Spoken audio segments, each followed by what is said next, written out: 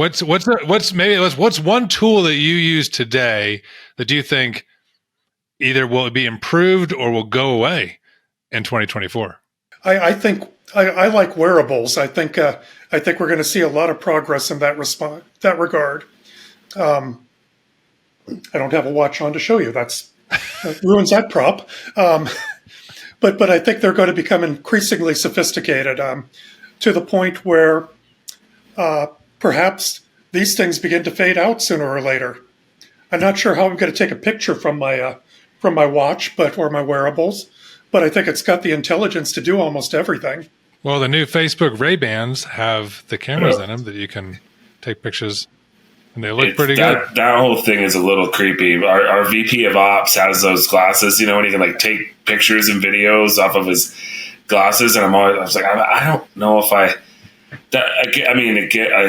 don't know if I like that. My prediction, which hasn't. Is that better? Is that better than Neuralink and implanting a chip in your brain? No, and I think along what Bill was saying, I've kind of been on this for a while where I've wondered if eventually we're going to get the technology in the phone where eventually you just end up docking your phone and the laptop is actually the thing that goes away.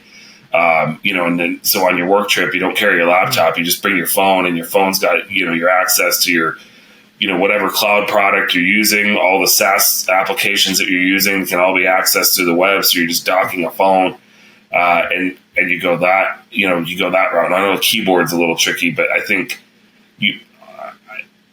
I wonder about that one sometimes. I don't know if that's a 2024 thing, but it feels like that's something will change. Like maybe it's the wearables get rid of the phone or the phone gets rid of the laptop, but it feels like now we're starting to have to carry around so many things and you have so many connected things on you that eventually there'll be a consolidation of connected bits and bops that are, that you're carrying around.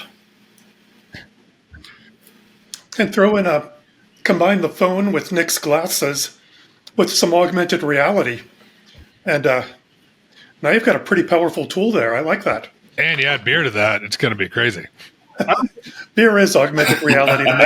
If we're going to keep it along the same lines of wearables and glasses and things like that, certainly not a 2024, but are we going to see the day where you go to a networking event, you're wearing glasses, and everyone in your LinkedIn profile or your customer database is merged somehow, some way, and you're at this networking event walking around, that person's picture pops up, their LinkedIn profile, their annual revenue with you, their profitability, wife's name, children's name. And as you're walking around the party, you just look at someone and you walk up to them. Hey, Justin, how's Susie? Did she do okay with that surgery? Are we going to see that day? And that is potential with these wearables. Yeah, I'm with you, Zach. Like I think about the tools, and especially as from a marketing perspective, the ability to be personalized, and is just, I think we are on the cusp of both dangerous because it is so much personal information, but then I guess the question is, do you want to be personalized, advertised to, and marketed to versus not? I kind of do, and I think the ability to be more effective at events. What if you're just shopping? If you're going into a store and you get personalized information about what's happening, yep.